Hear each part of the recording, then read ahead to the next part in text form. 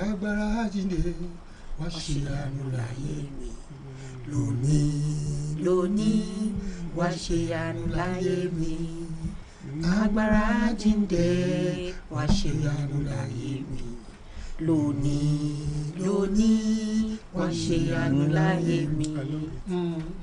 wọ́n ti máa kọ́ àwọn pàpà wa bẹ́ẹ̀ ni bàbá fi ṣe rẹ́kọ̀dù ó ti wá látẹ̀yìn wa ni. àwọn oníjọ́ máa rí yẹn inú hymns inú sáàmù láti mú wọn lè kọ́ sáàmù tàláyé. wọ́n lè kọ́ tẹ̀rọ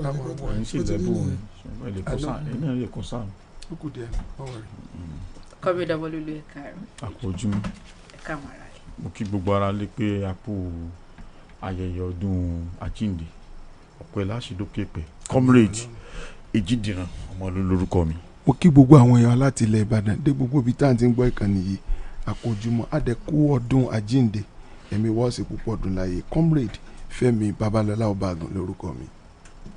The Honourable Speaker of the House People's Parliament, Comrade Pastor Ṣẹ́gun Ògúndáyì. ó ṣe yóò dáa fún ọ yóò dáa fún òní ṣíṣe àmín òní ṣílẹ̀tẹ̀ ara gógógógó òní ṣe ọ́ àmín tó bá ṣe ń lù yọmọ dún ara kíkan òní ṣe ọ́. òní tẹ̀lé lójú. Such a wonderful morning this morning. Mo kí gbogbo àwọn tó ń gbọ́ wa láàárọ̀ yìí. Wherever you are listening to the sound of our voice or even watching us on Facebook, whichever one appeals to you, mo kí ẹ káàárọ̀ àjírebí. Then mo kí all Christians gbogbo àwọn oníwọ̀gbọ̀ pátápátá fún ọdún àjíǹde lónìí. Bí Kristi ò bá jí dìde iṣẹ́ ìgbàgbọ́ wa asán ni. Àdẹ̀dúpẹ́ pé iṣẹ́ ìgbàgbọ́ wa kì í ṣe asán. Mo kí gbogbo ẹ̀yin Christians all over the world fún the Easter celebration this morning. Gbogbo ẹ̀kọ́ tí Kristi kọ́ ẹ jẹ́ ká mú lò. Love your neighbor. Ensure that you have the spirit of sacrifice, not selfishness. Kò ń ṣe mọ́tara ẹni nìkan. Ẹ jẹ́ ká jùlọ. Bí a bá ti ń lo àtàrà ẹni nìkan, orílẹ̀-èdè ní lọ síwájú. Act of nepotism, stealing, fraudulent practices. Àwọn kan tí Kristi ní kí wọ́n jù sílẹ̀ nìyẹn. Ẹ jẹ́ ká yàgò fún pátápátá. Kólédè kó ba lè tẹ̀sí ìwájú tó má gbá ilé tí ọ̀tún kò tó sí ìtumọ̀ ẹ̀ ní pé don't be too hasty to judge and to have vengeance on others. Means forgiving spirit. That is what it means. Irúfẹ́ mi nísìn ọmọ tó fẹ́ gbá ilé tí mẹ́ta ló yọ lẹ́ẹ̀kan náà mo rò pé ó kọ̀ tó sí mẹ́ta ni ọmọ yẹn ni mo sọ́ọ́ ìsà so mo ẹgbẹ́ wọn náà wọ́n sẹ́gbẹ̀lẹ́gbẹ̀. wọ́n fi mẹ́ta dáhùn padà. mẹ́ta ni ó ṣe báyìí kóbá àwọn ọkọ̀ dọ́kọ̀ báyìí ni ó fún mẹ́ta ni ọ́n ní dáàdì mú sọ́ọ̀rì orí ẹ̀ pé wá ni. lẹ́ẹ̀kan náà. rìsẹ́ẹ̀tì bírèèni ẹ̀. ó rìsẹ́ẹ̀tì bírèèni ẹ̀. irú àwọn ìfọ́tí rìsẹ́ẹ̀tì ni. ìgbà tó wá ní ọwọ́ sẹ́gbẹ̀lẹ́gbẹ̀ ó fẹ́ bọ́lẹ̀ ló wá ní. ó fi àbá kékeré ó fi gbà ńlá. àtìgbà mo ti fi àwọ̀ tún fẹ́ mi ọwọ́ tó fẹ́ mi ti ṣe agbára. nǹkan kì í síbẹ̀. ok ẹ kú ojúmọ́ ẹ̀ka rẹ̀ ká lọ sórí ètò ṣúkà wa Adenike Ishola ló kọ tèmi náà. observation wa. ok. ó ti ẹ̀ pọ̀ ń ta gan. àwọn aráàlú kan ní tí wọ́n lọ ra epo nílé epo kan lákòbọ̀ mi tí ìfẹ́ dárúkọ lé epo yẹn wọ́n láwọn lọ ra dísù tí wọ́n sì mú ẹ̀rí wá láàárọ̀ yìí wọ́n wá discover pé wọ́n ti da petrol mọ́ dísù adulterated dísù ni wọ́n tà nígbà tí wọ́n gbé dé a ní kí wọ́n ṣẹ́ díẹ̀ sọ́wọ́ ọba àgùn ká lè bá a fìdí ẹ̀ múlẹ̀ àwọn náà rí i pé to be sincere adulterated dísù ni tí petrol ti wà ń bẹ̀. Sànà sí wò. ó gbiná náà ní ló jẹ́ kán wá náà nù. ó gbiná náà ni.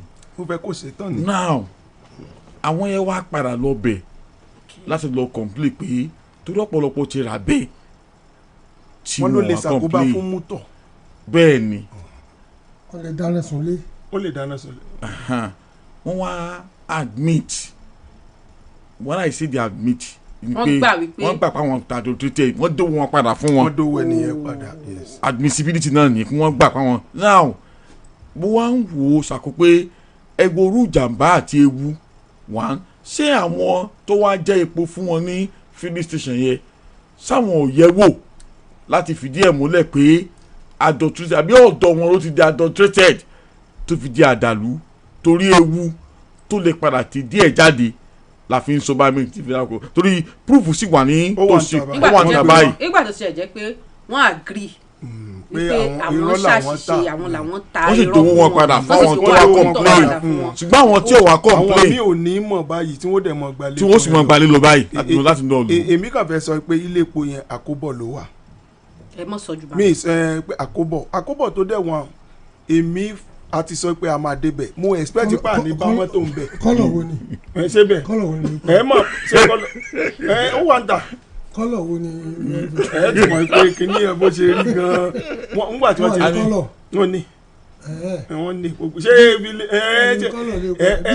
sẹ́ni tẹ́ máa ti ń bọ̀ náà ẹ máa mọ̀ bọ̀ mọ́ ni. mo ń bọ̀ náà. sábà sọ̀kalẹ̀ ní air force níbi bus stop air force yẹn. ẹ má gbó ẹ lápá left tẹ bá kọjú sọ́nà àkóbọ̀. apá méjèèjì náà. ilé epo tí ń sọ náà nù.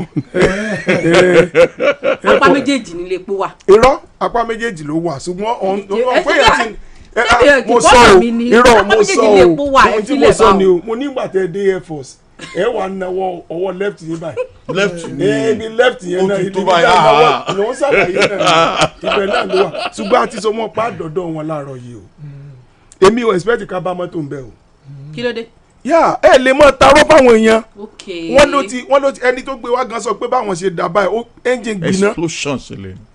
you understand wọ́n ní àwọn dẹ̀ wò pé àwọn lọ bá wọn wọ́n dẹ̀ sọ pé túlẹ̀. diesel làwọn fẹ́ rà àbí petrol. diesel làwọn fẹ́ rà ṣùgbọ́n méjèèjì diesel làwọn fi ń ṣe kínní tiwọn wọ́n wá rí pé méjèèjì ló wà bẹ̀ àwọn wá lọ bá wọn wá sọ pé lóòótọ́ ni ẹ wá wo iye ọkọ̀ tí ó ti rarun nǹkan bẹ́ẹ̀ tí ó dẹ̀ ní mọ́ èmi ò tí a gbọ́ lè bọ́kọ̀ jẹ́ àárọ̀ ilé ni ẹ sọ pé ó lè yóò affect ọkọ̀. that is it.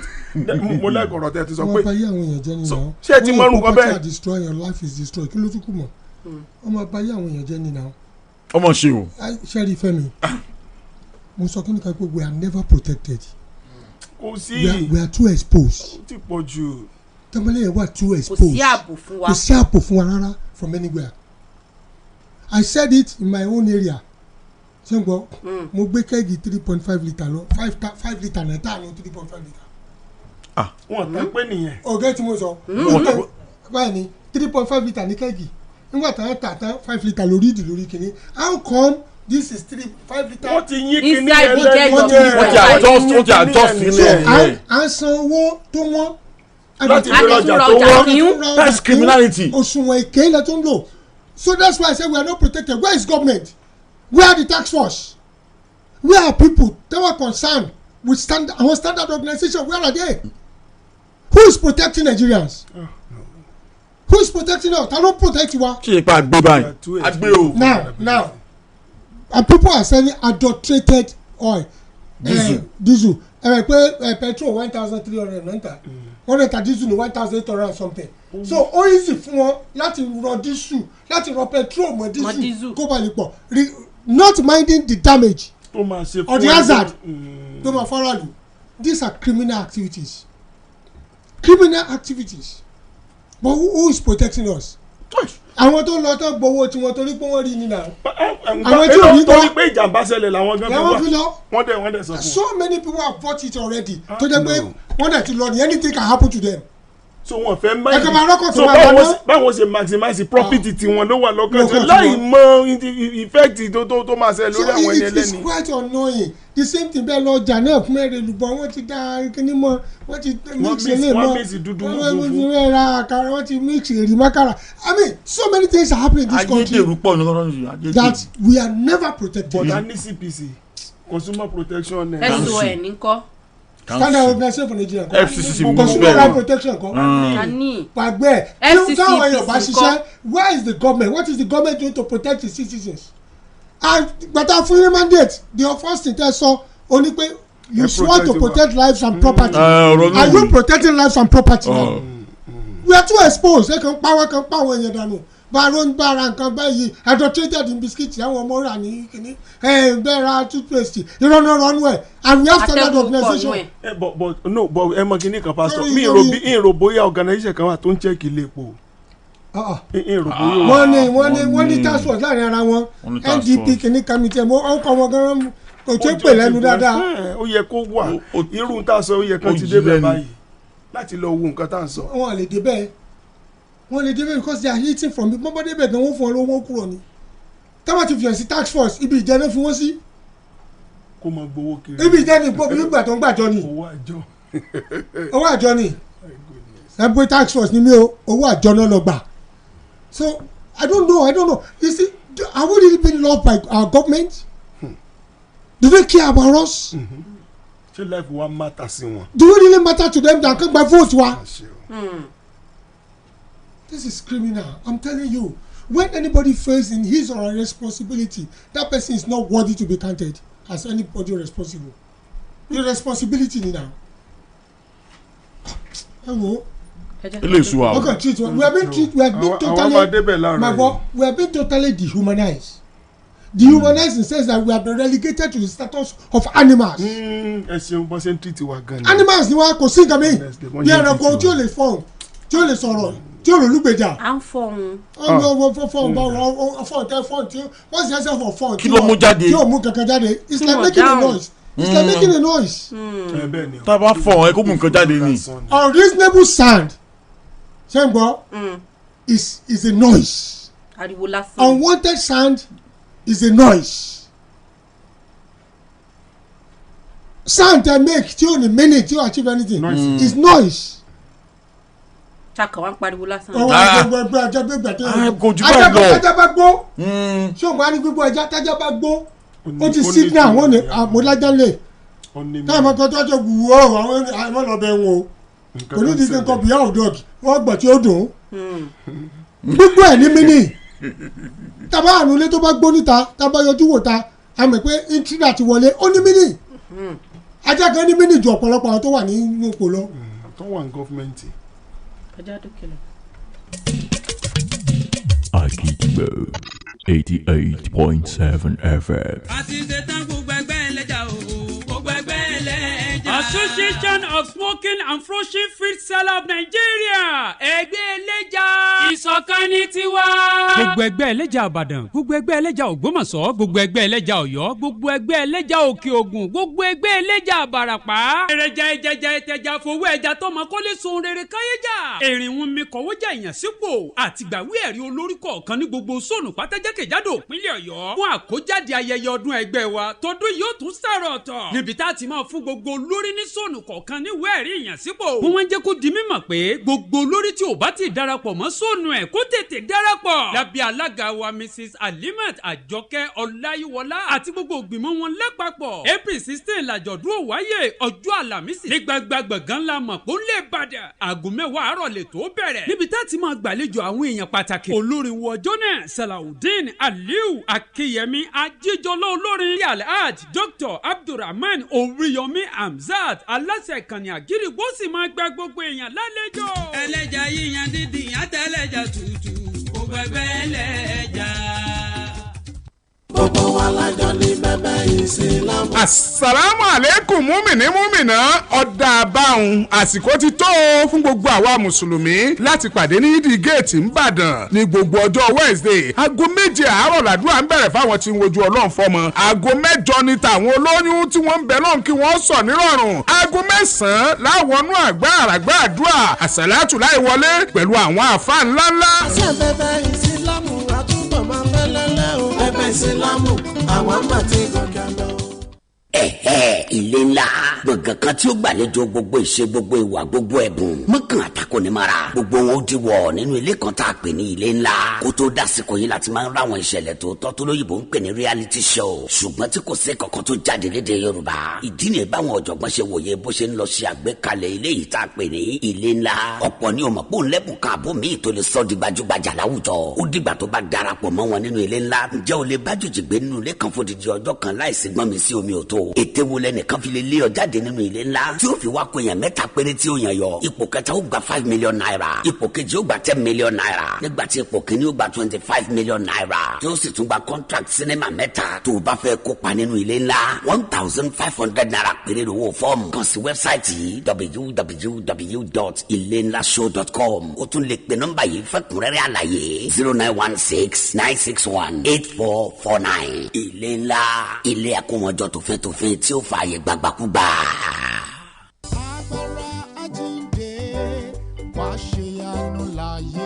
àjíǹde jésù kristi olúwa wa dé o. ẹ jẹ́ àjọ pàdé ní galili. àrà ọ̀tọ̀ ní galili tọdún yìí ó jẹ́ níkànnì àgídìgbò fm. lónìí yóò ajé monday easter monday ní galili àgídìgbò. níbi tí wọ́n ti pàdé jésù kristi gẹ́gẹ́ bíi tàtijọ́. pẹ̀lú orin ìlú ijó ayọ̀ àti ọ̀rọ̀ tùnú látòrí ìtẹ̀mímọ́ wa. ọjà bàṣà táwùtà lónìí yóò pọ̀ jàǹtìrẹrẹ bíi aṣọ bàtà ohun tẹnu ń jẹ nǹkan àlólé àti bẹ́ẹ̀ bẹ́ẹ̀ lọ lówó pọ́ọ́kú. àjíǹde jésù kristi tọdún yìí máa yàtọ̀ gbáà. ó yá jájọ pàdé jésù kristi lọ́jọ́ easter monday dédé aago méjìlá ọ̀sán ilé tó bẹ̀rẹ̀. àwọn akọrin ìjọ celestial church of christ worldwide, christ apostolic church worldwide, the apostolic church nigeria, anglican church, the redeemed christian church of god àti bẹ́ẹ̀ bẹ́ẹ̀ lọ. ni wọ́n léwájú orin àsè ìfẹ́ yóò wáyé lónìí tí wẹ̀jẹ̀wẹ̀mú sì wáyé láàrin àwọn mọ̀lẹ́bí. ìránṣẹ́ ọlọ́run pàtàkì tá à ń retí lónìí venerable superior evangelist emmanuel araola babatunde olùṣọ́ àgbà ìjọ celestial church of christ god with us parish. ẹni tí yóò bá wa sọ̀rọ̀ ọlọ́run lónìí ni reverend samson ajétúmọ̀bí ọ̀yọ́ state pfn chairman. olùgbàlejò ọjọ́ náà ni pastor fọlárànmí abímbọ́lá ọmọolúwa dr oríyọmí abzat ńlọlùgbàlejò àgbà lọ́dún iléeṣẹ́ fashion paradise àti celestial church of christ god with us parish ni wọ́n ṣonígbọ̀wọ́ ètò yìí o. onígbọ̀wọ́ àti àlàyé lẹ́kùnrẹ́rẹ́ ẹ kàn sí yàrá kìíní nínú iṣẹ́ rédíò àgídìgbò fm tàbí kẹ́ ẹ pè sórí ẹ̀rọ ìbánisọ̀rọ̀ yìí 0701-726-9293 tàbí 0707-627-5792. ẹ̀túyáyá túyàyà wá kájọ pàdé jésù kristi olùgbàlà tó kún fẹ́mi àtìrẹ ní gálílì àgídìgbò tọdún 2026. jésù ń retí rẹ o. lónìí wàá ṣe yanu láyé mi. Àgídìgbò 88.7 FM.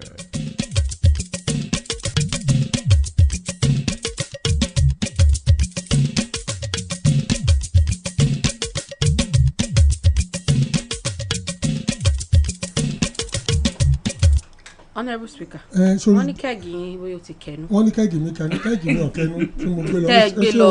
tẹ́lẹ̀ orúkọ yẹn Ọlátúnjí àbí ìrìnkà ṣé ó wà mẹ́rin náà tí mo gbé kẹ́ẹ̀gì lọ. tẹ́ ẹ gbé kẹ́ẹ̀gì 3.5 lọ tẹ́ ẹ ra petrol 5 litre. tí mọ́tò dèbí kankan ni mo gbé kẹ́ẹ̀gì dání pé kí ni ìṣẹ̀lẹ̀ ilé epo yìí àwọn ilé tí sọ̀rọ̀ ilé epo yẹn pé that is the attitude. ìwọ tí o bá bọ́ há sọ́wọ́ wọn you are done for and nobody has done anything over time kò sí gbogbo aládùúgbò tó mọ̀ pé ilé epo yẹn they are rascally ìyẹn nìyẹn. Number 2 máa gbọ́ ìjídìrán olùrànà ewé fẹ́ fi ṣe mẹ́mẹ́. ewé bẹ́ẹ̀ ni ewédú wọ́n sì kó ètò rà sí àárín. wọ́n kó sáàrin ni. nínú ewé gbígbẹ náà tó ń fẹ́ fi mẹ́mẹ́ wọ́n kó ewé sí àárín ewé tó ti rà sí àárín wọ́n dẹ̀ ta. bó o rọra sọ́ngbági tó bá sọwọ́ báyìí ọ̀pá aṣọ ò ní pé kò ní pé délé. just imagine the kind of situation. mo ti rẹja rí thank you bye ìyá ẹ̀ sì fọwọ́. ẹ wá ní kó tó padà. wọ́n fọwọ́ gbé sínú kínní wọ́n á ní òtò padà mú ẹgbẹ́ nǹkan mọ̀ ẹgbẹ́ rọ́bà tó ètò bá ṣàtò ráàdì bó tiẹ̀. àwọn ẹja kúrú tó wà ní. àwọn orí àtúrò. wọ́n yọ àárín kan àríwó pòórá. wọ́n ti fa àárín kan yọ. wọ́n sọ pé mọ́ ẹran kìkì ní jẹ kó sí mi. mẹ́rin náà kèsì o ṣẹ̀gbẹ́ méjìlá ni oyè jẹ́ mẹ́ta àwọn gẹ́ẹ̀tì mi mẹ́sàn-án rìn ẹja ń jẹ owó olówó mama ẹ bá mi tó. pásítọ̀ ẹ tó àwọn ẹja yẹn padà. nígbà tí ó tó ẹja ògùndé. ẹja ti di mèkútúrú. pásítọ̀ ọ̀rẹ́ mi kan ló ń ṣènáwó ló bá pa àwọn alápàtà kan bá wọn pa rẹ. bí wọ́n sọ bá pẹran tán wọ́n sì mú àwọn èkìrí ẹran wọ́n wá kébò ní ẹbọ́tọ̀ ẹgbẹ́ wọ́n náà fẹ́ lọ dànù àti wọ́n ń padà lọ sí ibi tí wọ́n dànù sí láti lọ yọ gbogbo ẹ̀rẹ́ kọ̀ọ̀kan. èèyàn mi kan dá pọ́tì ilẹ̀ ṣùgbọ́n adìẹ kan mọ́ kú ẹ̀yin ò pé a rí i pé ẹ̀yin ò pé mọ́ àwọn ṣe CCTV camera adìẹ kan mọ àwọn ọjọ́ yẹn olùdé wà ẹsẹ̀ tẹ̀ síbẹ̀ sórí wáyé ló tó fi ń kó ìgbẹ́ adìẹ lọ wọ́n sì kó ẹyin síbẹ̀ sábẹ́ wọ́n wá da ìgbẹ́lé lórí ibi tó ti lọ da igá adìẹ nù báyìí ibẹ̀ làwọn tí ó ra ẹyin torí pé ẹni tó rà olè ẹni tó tà olè then àwọn adìẹ ọmọ tó ń ṣe nínú CCTV camera Fẹ́mi o ti gbàgbé ni ó sì lu adìẹ wọ́n sì fi igi lu adìẹ lórí. mo wo bẹ́ẹ̀ ni. ó sì fọ adìẹ igi lórí. àwọn adìẹ kú straight. wọ́n ti pa exat yẹn bó ti pa lẹ́nà yẹn bó ti pa gbogbo wọn nìyẹn náà. ó ṣe ń ṣe Nàìjíríà nù. so àwa gangan we have a problem àwa tá a jẹ́ yẹn gangan we have a problem. gẹ́rẹ́gẹ́ láago 10 àárọ̀ lù láti iléeṣẹ́ rédíò àgídìgbò 88.7 FM Ìbàdàn lọ gba káàdì ìdìbò rẹ. so àwa gangan we have a problem àwa tá a jẹ́ yẹn gangan. ayédèrú ti pọ̀ jù ayédèrú. let's. kí la wá ń rà tó ń pé kí ni à ń ṣe táwa gan ṣe dáadáa. táwa tó ń pé. irọ́. ọmọ olùkóṣù mẹ́sàn-án ti fi wáyé gan bẹ́ẹ̀. sọmọ gan kóṣù mẹ́sàn-án ni. wọ́n ju oṣù mẹ́sàn-án gan lọ́gbà. mẹ́jọ sẹ́wọ̀n ni àfọwọ́n gankan àwọn ọmọ gan tọ́jú wáyé nísìn wọ́n pè mọ́. wọ́n mọ̀ pé Nàìjíríà làwọn ń bọ̀ ọ̀pọ̀lọpọ̀ ó dé ọgbà Nàìjíríà apàdà sí ó yọrí tẹ̀lé. apàdà ni wọ́n mi ẹ̀ mọ́ ìlọ. That is very pathetic. Na God be our SON and CACO. I send money for German Plus preservatives and the man sent glycerin. Na God Almighty saved me because German Plus is 30k for 2 liter while glycerin is 7,000 for 2 liter. I told him, he said na mistake before he returned me money. This country. We are better than our government. bó ṣe rí nu. I don't understand. ọlọ́ àbádà òun ló tiẹ̀ nu. Better than our government. àwa ìyẹn tá à ń tẹ̀lé. àwọn aráàlú yẹn gan ni.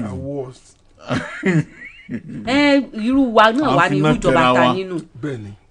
kò yẹ ká wá pariwo mọ́ gbà yẹn. táwọn kan fi sọ pé láàrin àwa èèyàn ìjọba tá a deserve náà lórí wa. ẹnu pé láàrin àwa èèyàn tá a dá náà láti má wọn tí ò dá kan síwájú wa. pé òun náà ni nǹkan tí kọ́mídọ́ ọmọlúlú béèrè pé ṣé n ta deserve náà nù. no kì í ṣe pé a deserve that is the more tó ṣe pé in any election abúdọ̀ tún mọ ìyájú ká tún mọ wà wọn míì tá a bá ṣe mistake ó yẹ kó kọ́ wa lọ́gbọ́n fún the next one tá a bá fẹ́ lọ so that a lè wà careful àkànní dédé wọn fi bọ̀wọ̀ wọ̀ sí mọ́ àwọn tó ní interest aráàlú lọ́kàn làbá wa ó difficult láti mọ̀ ṣùgbọ́n mo ṣáà ń pè nípa àtẹnumọ́ àti ká ṣe àgbéyẹ̀wò ara wa ó ṣeé ṣe ká mọ̀ ta lẹ nínú ẹni nínú àwọn èèyàn tá a dìbò fún. ta lẹ nínú ẹni tá a dìbò fún. àjọ INEC wọ́n ní wọ́n fẹ́ ṣe àtúngbéyẹ̀wò àwọn olùdìbò láti mọ tún ìwé ìdìbò wa yẹ̀wò PVC wa tọ́pẹ̀ ní revalidation wọ́n ṣe wá sọ̀rọ̀ yẹn sí gbòòrò ayé ó bí ọ̀hún àwọn ẹgbẹ́ òṣèlú alátakò sọ̀rọ̀ ẹ fẹ́ disenfranchise àwọn èèyàn kan nu ẹ fẹ́ kó àwọn tí wọ́n ń bẹ lẹ́sẹ̀ kùkù sínú wàhálà nu risk wà ń bẹ́ẹ̀ kì í ṣe irú àsìkò yìí nǹkan kan bàbá lọ àbábọ̀ àwọn náà ti suspend ètò yẹn báyìí náà wọ́n dá dúró náà. revalidation. ìgbà tí mi tiẹ̀ gbọ́ kòkòkò yé mi dáadáa. ṣé bóyá ni òye yín ni àbí. bóyá yé mi. ok. bí wọ́n ṣe fẹ́ gbé ìgbà ni òye mi. ọ̀nà tí wọ́n ṣe fẹ́ gbà ṣe. bẹ́ẹ̀ ni because I was looking at being chaotic pé it's not an invitation for chaos. mo ń wo pulling unit kọ̀ọ̀kan torí ìgbà tí mò ń ṣeré mo kàkà news yẹn ni mo ní revalidate mo ní bí wọ́n ṣe fẹ́ ṣe é kí ni na wọ́n ń sọ revalidate bí wọ́n fẹ́ wọ àwọn tó ti kú àbáwọn tó ti relocate wọ́n sọ bẹ́ẹ̀ àti bẹ́ẹ̀ lọ wọ́n á wò pé for each polling unit.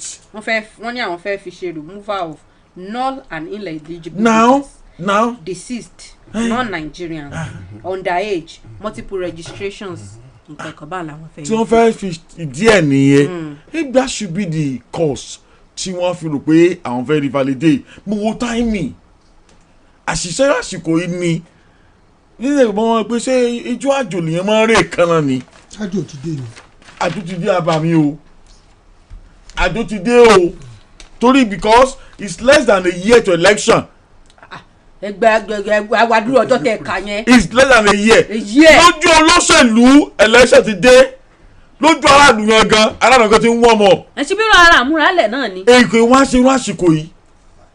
kí ló dé. èmi ò takò that exercise common takò bó ń wo the chaos tó lè tibẹ̀ jáde ni. kí ni chaos. mo ti sọ lọ́rọ̀ mi now how do we carry out the exercise tí òfin ní bí chaos nígbà tí tension tó rárá àwọn all political parties kálukú sọ̀rọ̀ wọn lásìkò yìí náà and may I tell you this honourable Bọ́lájí Abdullahi tó jẹ́ spokesperson fún ADC ó ti ń lo gbólóhùn burúkú fún àmúkúta gbólóhùn tó yẹ kó wọn sọ jáde lẹ́nu ó ń lò fún àmúkúta ó ń lò fún INEC àpamọ́ ADC àwọn kan nínú SDP náà bẹ̀rẹ̀ sí ń wojú INEC pé ibi tá à ń bọ̀rọ̀ làwọn ti mọ o ẹ̀jẹ̀ tàwọn náà ń gbóná báyìí o sí yín o ẹ̀jẹ̀ ń gbóná ojú pupa báyìí ojú ti yan kó mọ́ra wọn ojú yan kó IPAC ti jáde ọ̀nà bẹ̀rẹ̀ sí sọ̀rọ̀ IPAC náà bẹ̀rẹ̀ sọ̀rọ̀ láàárọ̀ yìí pé kí ló ń ṣẹlẹ̀ sí INEC báyìí if that should be the case wọ́n gbọ́dọ̀ ṣe pẹ̀lẹ́pẹ̀lẹ́. who controls IPAC now. kíta ló ń control wọn. INEC ẹ wo. ẹ jẹ́ ká sọ̀rọ̀ gidi. ntẹ́mi bá suggest ni pé bóyá eléyìí tá a mọ̀ ń ṣe before the election tí wọ́n á lọ paste orúkọ sí ibi àwọn polling booth àwọn polling unit wáyé kán lọ lẹ àwọn orúkọ yẹn ṣe pé towards election náà wọ́n máa ń lẹ̀ táfi lọ wò bóyá orúkọ wà ń bẹ àbí kò sí ń bẹ ìyẹn kan ṣe then too lórí ọ̀rọ̀ yìí pé àwọn foreigners tí wọ́n lè likely kò ṣe pé wọ́n ní káàdì lọ́wọ́ maybe there is another way tó fẹ́ gbé kínní ẹ̀ gbà láti lè mọ àwọn owó gan ní ṣe àwọn non-Nigerians tí wọ́n dẹ̀ mọ̀ ń dìbò mú yìí sọ pé kò lè sí lápá bíbọ̀ méjọ́ lè òkè ọ̀yá lẹ́ẹ̀tì rí gbogbo bẹ́ẹ̀ ọ̀ gbogbo àwọn bíi tí bọ́dà bá wà ṣá ni wọ́n á ti rí bọ́ọ̀dù eléyìí tó dáa jù ní pé kán ṣáà make sure pé bóyá 2 weeks to the election náà mọ̀ ń ṣe ni tí wọ́n ní ká lọ wo orúkọ wa wò kán jẹ́ ká ṣe yẹn pending the time.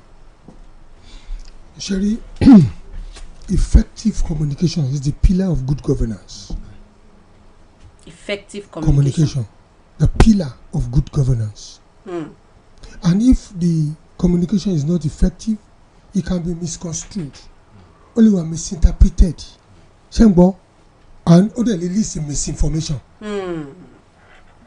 And nobody will ever appreciate a government or an institution or agency to communicate effectively pẹ̀lú wọn. wọ́n lè bóyin tí ń pọ̀ jù ọ̀nà double speaker. ẹ mú gbàgbé fáìnì yín wà. wọ́n fara mọ́ ni ibi tí 3,000 ló ń yọ. 3,000. ó di mélòó tó yọ láàárọ̀ ìbáyìí. mo ti fẹ́ yọ tó bíi 12,000. mo sì ní 12,000 kan lọ́wọ́ báyìí. 12,000 náà mo ti yọ báyìí.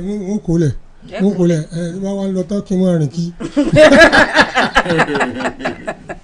So tí effective communication tí mo sọ ni wípé tí ìbáraẹnisọ̀rọ̀ àti ìtanijí tí ó bá pé ó máa jẹ́ òpó fún ìṣèjọba rere níbi tí ìbánisọ̀rọ̀ àti ìtanijí àti ìlanilọ́yẹ̀ tí ò bá sí tó ní nǹkan kan tí ìjọba bá fẹ́ ṣe tàbí tí àjọ kan bá fẹ́ ṣe lábẹ́ ìjọba tí ò bá tó ó máa ní ipa bíi kí àìgbọ́ra-ẹni-yé mọ̀ kó máa wà èkejì kí ìtumọ̀ burúkú kó máa wà fún tíjọba bá fẹ́ bẹ́ẹ̀ ṣe àgbájọ ìjọba. bẹ́ẹ̀ ni ìtumọ̀ òdì tàbí kó máa mú ìkórira àti ìbínú dání nítorí pé ntẹ kúkú fẹ́ ṣe kò yé àwọn èèyàn tààrà àwọn èèyàn wà á rí nítorí wàá burú bẹ́ẹ̀ ni pé wọ́n wà á rí bí ẹni tí kò lè fìdí múlẹ̀ nítorí wọ́n máa ń bá jáde ní wípé ọ̀rọ̀ òdì yóò wà bẹ̀rẹ̀ sí ní jáde látara rẹ̀ tí agbára ìkórira yóò wá gbó tó sì lè dàrúkèrúdò sílẹ̀ wọ́n wà rí àjọ bí ọ̀tá ènìyàn tàbí bí ọ̀tá aráàlú ẹ mọ̀ gbọ́ mi. Now jẹ́rìí gbogbo ìjọba wa from all sides àfààní tó bá fẹ́ ṣàbòsí o ní pé wọ́n èé fi ohun léde lákòókò tàbí kàn ṣe ìtanijí àti ìlanilọ́yẹ̀ tó péye lójú ọjọ́ bí wọ́n bá sì ṣe eléyìí a máa mú àkóbá bá ìgbésẹ̀ tí wọ́n bá fẹ́ gbé a sì máa mú kùdìẹ̀kùdìẹ̀ bá ìfìdímúlẹ̀ àwọn ìgbésẹ̀ yẹn nítorí pé àwọn aráàlú àtàwọn tí ó bẹ́ kórìíra wọn gan àtàwọn tí ò pé àtàwọn tó ti ní àfojúsùn ibi àbí irọ́ àbí àyíníke ṣé ń gbọ́ wọ́n mọ̀ gbé ìròyìn ẹlẹ́jẹ̀ kiri tó sì lè banú àwọn èèyàn jẹ́ tó lè dàrúkèrúdò sílẹ̀ ẹ jẹ́ mú báyìí revalidation kan ṣe is everywhere náà tí wọ́n ṣe revalidation nítorí ẹ̀fẹ́ ṣe ni wípé wọ́n fẹ́ wo àwọn tó ti kú ṣẹ́gbọ́ tẹ́ bá wo àwọn ìlú kan nísìn àwọn state kan tẹ́pọ̀ tó ń gba sálárì wọn tẹ́ ti kú wọ́n sì wà táwọn yẹn sì ń gba sálárì wọn lọ àwọn kan ti kú òní ìlú mọ̀mẹ́lì kan sọ of recent tó travel abroad tẹ́pọ̀ náà ń gba sálárì ẹ̀ jáde tẹ́jọ́ ń pè é pẹ̀lú àwọn èèyàn kan tó ti ń fìdí múlẹ̀ káàkiri àwọn kan ti ẹ̀wọ̀ tẹ́ pé wọn ò sí bẹ́ẹ̀ orúkọ ghost lásán ni tẹ́sí gbowó jáde à ń pè ní drain pipe la máa ń pè níbi tó wọ́n gbà jáde pipe tó ti lu o tómi wá ń jò dànù níbẹ̀ ṣùgbọ́n lélẹ́yìí owó ní jò dànù níbẹ̀ so tí ìjọba bá fòun léde dáadáa ipe look àwọn tó ti kú àwọn tí èsàrà wa tí wọ́n ti gba káàdì ìdìbò tó ní wọ́n ní ká league NIN mọ́ káàdì ìdìbò ní ká fẹ́ ṣe revalidation ọ̀pọ̀lọpọ̀ àwọn tí èso ọmọ ìlú yìí ṣe ń gbọ́ àtàwọn tó ti relocate ṣé rí tẹ́ bá kó gbọ́ pọ̀ àpájọpọ̀ wọn pọ̀ gan ṣùgbọ́n ọ̀pọ̀lọpọ̀ àwọn opposition ṣe ń gbọ́ n tí ó yẹ pé ẹni tí ò bá nìkan ṣe tẹ́lẹ̀ àkóòtò yẹ káwọn náà mọ tolé wọn ká mọ hùwà gidi ká mọ ṣe gbogbo ẹ̀ ká mọ wò bí wọ́n ti tò ká mọ bí pé process yìí ọ̀nà wo la fẹ́ gbégbá bó la ti fẹ́ ṣe ṣó lè pé àbí ò lè pé wa ìgbà tó yẹ kó serious pa wọn ìgbé náà kékeré èkìní nù èkejì nípa INEC fúnra wọn gan you read between the lines INEC fúnra wọn gan time tẹ fẹ́ gbé revalidation jáde why can't you bí nǹkan tí Fẹ́mi sọ ẹ paste orúkọ síta kó ń kàkú lọ́mọ check ẹ̀ ìyẹn máa ń easy bọ́ tí wọ́n ṣe before àkókò ìdìbò revalidation fẹ́ ṣe N9 lásán ẹ̀mọ́ tó ti wárí o Fẹ́mi ló lọ mú mi lọ bí tí mo ti lọ gbé N9 mi o láti Ìbàdàn Ìwó mo ti lọ sí N9 mi o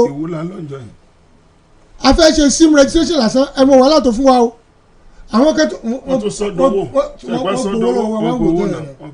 wọ́n gbowó náà nínú bọ́ọ̀sì kaba ìlàjú sí nínú kòtò kaba ìlàjú owó iná tó owó yẹn sí tí mo yarí pé nígboro wọ́n ní padà bàdàn gbà náà. àwọn tí ò ní wọ ọ̀run pọ̀ Nàìjíríà. Are you getting what I'm saying? So wàhálà yẹn pọ̀ gan kò ń ṣe táàmì lóye kí INEC náà tó tún gbèrú ẹ̀dí tọ́mọdé fẹ́ gbé dìde they should look for a process tó máa easy fún aráàlú so tọ́mọdé process tó máa easy fún aráàlú àwọn èèyàn ní pariwo púpọ̀ lórí ẹ̀ because everything tí ìjọba bá ṣe nísìnyí àwọn èèyàn wá suspicion gba wọ́n fẹ́ rí gini wọ́n fẹ́ ṣe léyìn ni wọ́n fẹ́ káwọn èèyàn jáde ni but ó ní wọ́n fẹ́ káwọn èèyàn jáde tàbí àwọn tó fẹ́ jáde kán mọ́ lẹ́tọ̀ọ́ àti dìbò two wrongs cannot make a right nígbà tẹ́ni ká máa lo káàdì àwọn tó ti kú tàbí tí wọ́n fi ń ṣe fraud tàbí àwọn tí ò sì ń bẹ́ẹ̀ mọ́ tó ti locate tí káàdì wọn lẹ́sìn exist torúkọ wọn sì appear ṣé you understand ó ti fààyè lẹ̀ fún rúdurùdu gan ṣùgbọ́n ọ̀nà wo INEC fẹ́ gbégbà did you carry these people along ṣé ẹ ṣe sensitization tó tó. àwọn aráàlú gan mọ̀ ń pa ẹ̀. ṣé ẹ ṣe public hearing pẹ̀lú àwọn political parties because you call all the political parties. àwọn ni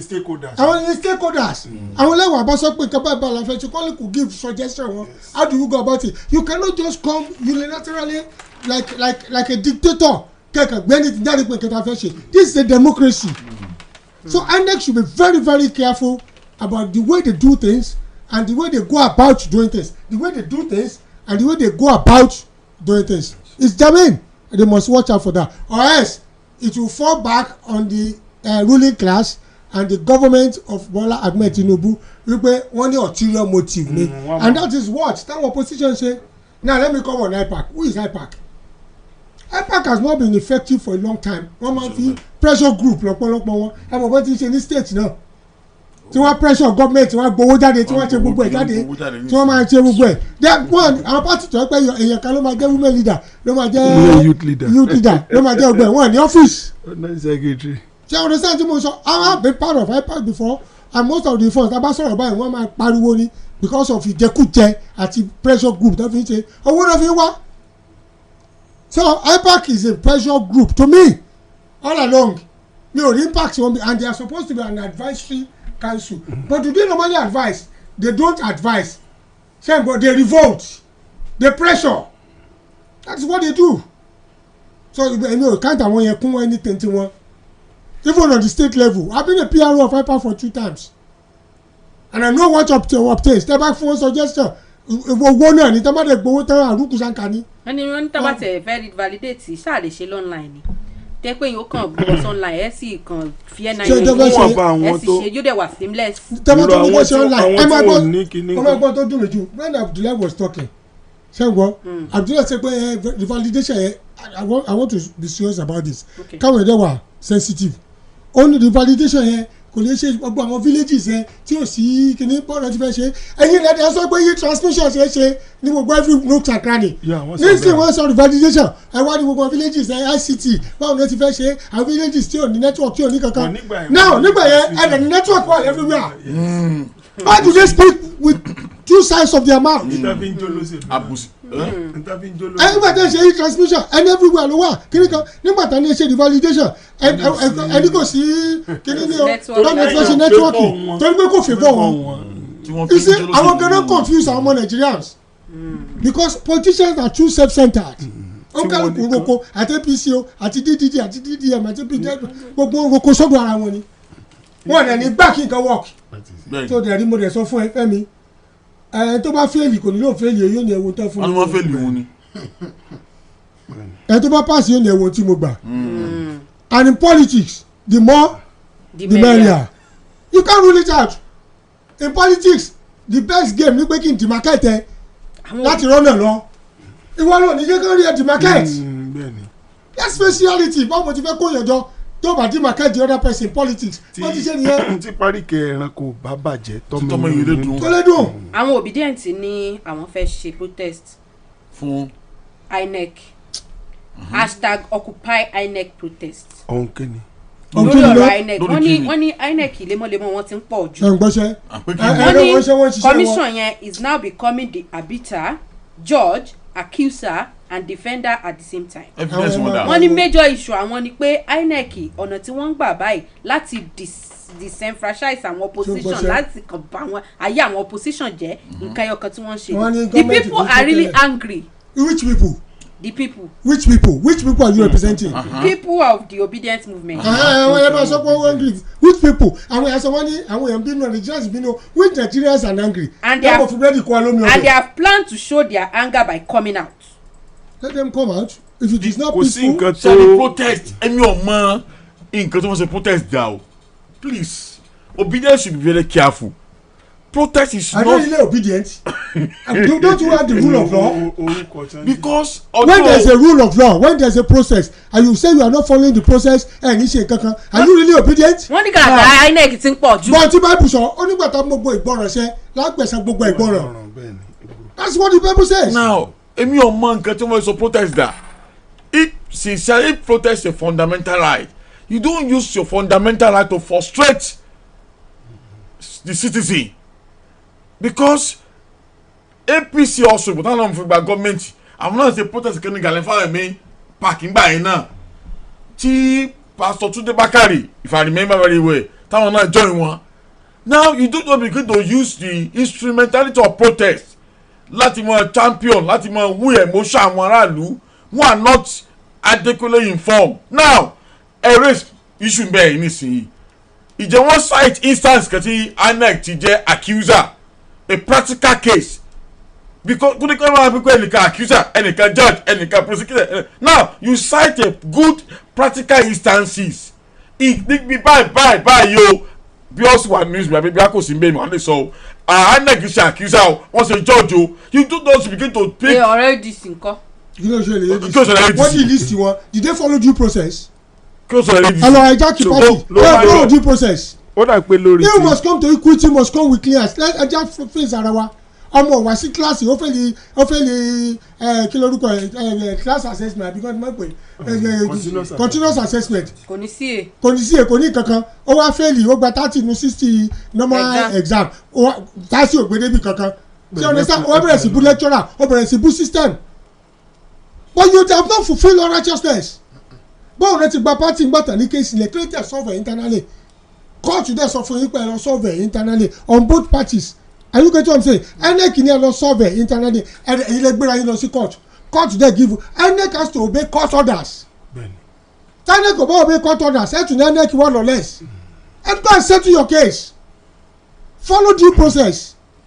ó dàbí ẹni pé máa ń sọ̀rọ̀ kan spokesperson àwọn ADC ọ̀sọ̀ ni. wọ́n lọ world press center ṣé world press center America Chicago ló máa bá yín solve problem tó wà lé. Bọ́lájí Abdullahi ìgbà tó rèé sísù ó ní last year June or July ó ní ADC ṣe NEC inú tàbí tí wọ́n grant ẹ̀ ni o ó ní INEC sí wà ń bẹ̀ according to Bọ́lájí Abdullahi.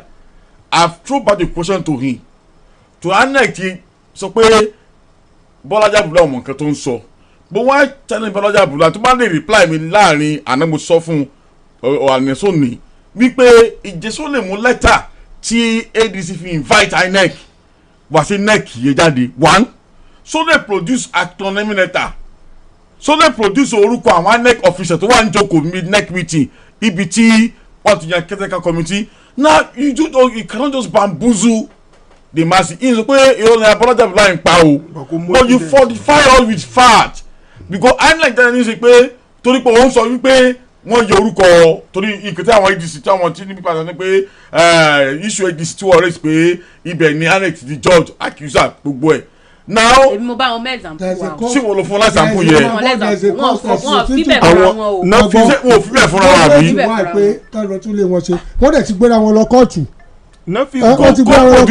Nafiu Bala mo rí nǹkan ọdún kò tí ì sí lórí b ṣùgbọ́n kinní kan wà tí mo rí lórí Facebook. Nafiu Gombe.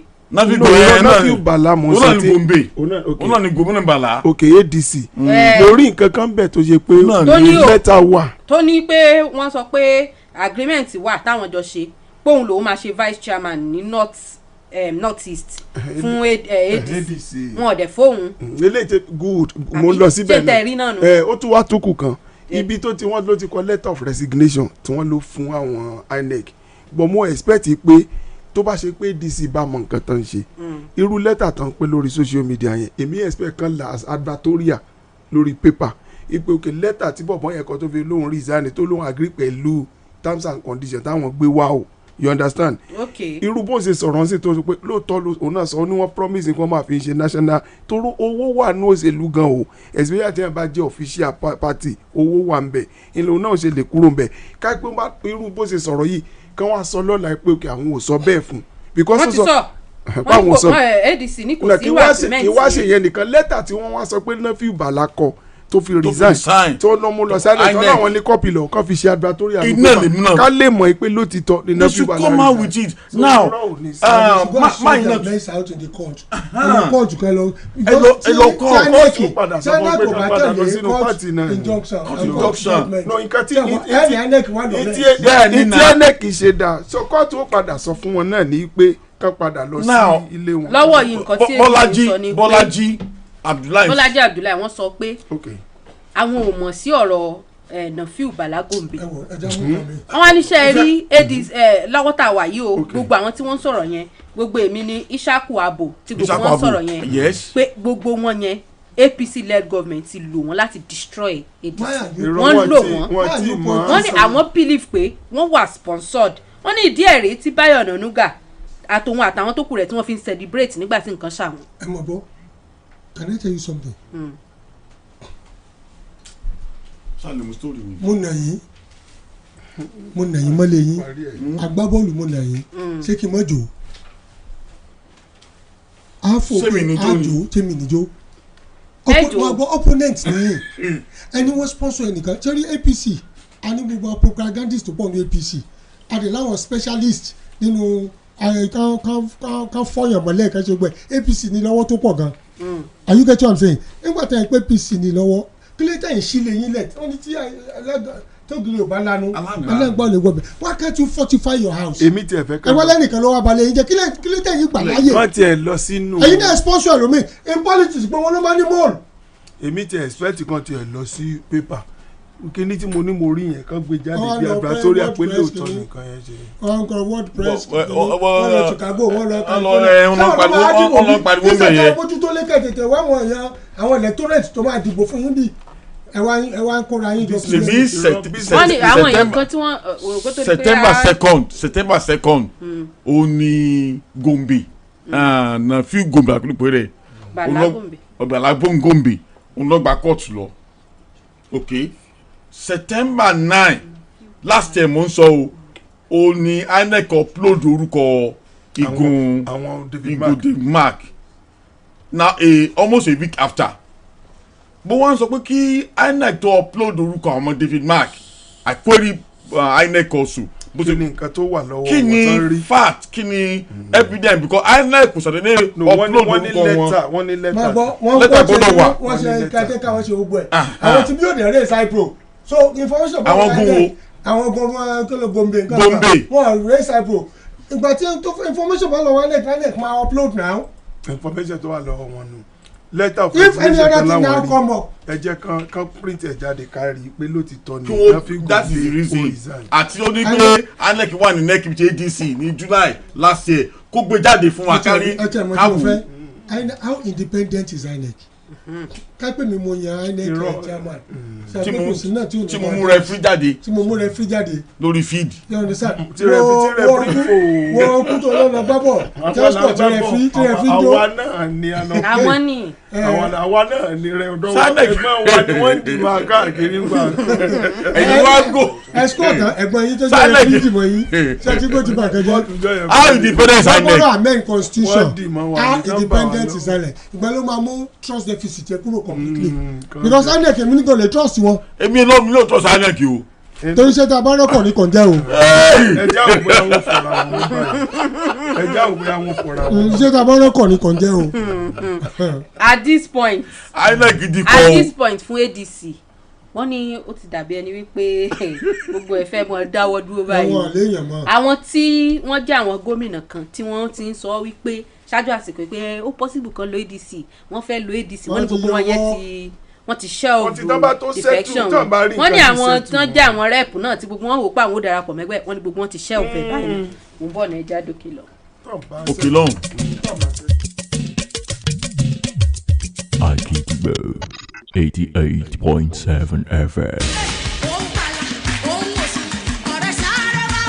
Aha! Ó tún ti ń ṣẹlẹ̀ o ọlọ́run wòlíì àgbà GF David tí a mọ̀ sí GF Adétúbẹ̀rù tẹ́lẹ̀ rí ló ń pe gbogbo ẹ̀yin èèyàn nílùú Ìbàdàn ìpínlẹ̀ Ọ̀yọ́ àti Nàìjíríà lápapọ̀ pé kẹ́ ẹ wá gba ọ̀nà àbáyọ kúrò lọ́wọ́ onírúurú àlákàlà àìsàn ọjọ́ pípẹ́ ìrẹ̀wẹ̀sì ọkàn ìkùnà àti ìjákulẹ̀ ègún ìdílé àti bẹ́ẹ̀ bẹ́ẹ̀ lọ.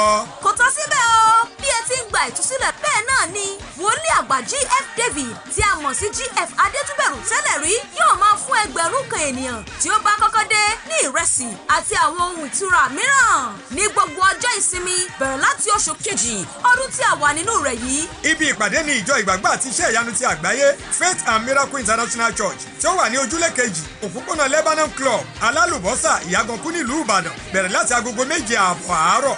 Fún àlàyé sí 091-600-00146 ọ̀fẹ́ ní Jésù. àti ṣetán gbogbo ẹgbẹ́ ẹlẹ́jà o gbogbo ẹgbẹ́ ẹlẹ́jà. Association of Smoking and Frozen Fruit Seller of Nigeria ẹgbẹ́ ẹlẹ́jà ìṣọ̀kan ní tiwa. gbogbo ẹgbẹ́ ẹlẹ́jà Ìbàdàn gbogbo ẹgbẹ́ ẹlẹ́jà Ògbómọ̀ṣọ́ gbogbo ẹgbẹ́ ẹlẹ́jà Ọ̀yọ́ gbogbo ẹgbẹ́ ẹlẹ́jà Òkè Ògùn gbogbo ẹgbẹ́ ẹlẹ́jà Ìbàràpá. èrèjà ìjẹjà ìtẹjà fowó ẹja tọmọ kọ́lé sun rere káyéjà. èrìnwó mi kọ̀wọ́jà ìyànsípò àtìgbàwé ẹ̀rí olórí kọ̀ọ̀kan ní gbogbo sóònù pátájákèjádò ìpínlẹ̀ Ọ̀yọ́ fún àkójáde ayẹyẹ ọdún ẹgbẹ́ wa tọdún yóò tún sàrọ̀ ọ̀tọ̀ níbi tá a ti máa fún gbogbo olórí ní sóònù kọ̀ọ̀kan níwèé ẹ̀rí ìyànsípò. wọ́n wá ń jẹ́ kó di mímọ̀ pé gbogbo olórí tí ò bá ti darapọ̀ mọ́ sóònù ẹ̀ kó tètè darapọ̀. lábẹ́ alága wa Mrs Alimat Àjọkẹ́ Ọláyíwọlá àti gbogbo ògbìmọ̀ wọn lápapọ̀ April 16 làjọ̀dún ò wáyé ọjọ́ Àlàmísì ní gbagba gbọ̀ngàn la mọ̀ pé ó lè Ìbàdàn aago 10 àárọ̀ lè tó bẹ̀rẹ̀ níbi tá a ti máa gbàlejò àwọn èèyàn pàtàkì. olórin wọjọ́ náà Salawudeen Aliu Akínyẹmí Ajíjọlá olórin ní Alhaji Dr Abdulrahman Oríyọmí Hamzat aláṣẹ ìkànnì Àgídìgbò sì máa gba gbogbo èèyàn lálejò. ẹlẹ́jà yíyan dídì àtẹlẹ́jà tútù gbogbo ẹgbẹ́ ẹlẹ́jà. 50 bitters òun làwọn máa